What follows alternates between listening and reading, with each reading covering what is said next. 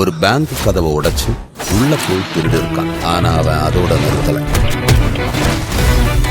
கண்டிப்பா திருடுவான். ஆந்திர மாநில முதல்வர் சந்திரபாபு நாயுடு தமிழ்நாடு, மேற்கு வங்கம், அசாம், கேரளா மற்றும் புதுச்சேரி தேர்தல் முடிவுகள் குறித்து தனது எக்ஸ் பக்கத்தில் பதிவு செய்துள்ளார்.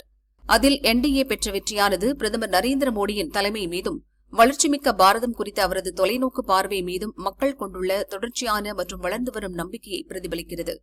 இது அனைவருடனும் அனைவரின் வளர்ச்சி, அனைவரின் நம்பிக்கை என்ற உணர்வால் வழிநடத்தப்படும் மக்களின் உணர்வுகளின் சங்கமமாக NDAவை மேலும் வலுப்படுத்துகிறது. இந்த வெற்றியின் மூலம் வளர்ச்சிமிக்க பாரதத்தை நோக்கிய பயணம் மேலும் வலுப்பெற்றுள்ளது. வளர்ச்சிக்கான NDAவின் அசைக்க முடியாத அர்ப்பணிப்பின் மீது மக்கள் வைத்துள்ள நம்பிக்கையும் ஆதரவும் தெளிவாக தெரிகிறது.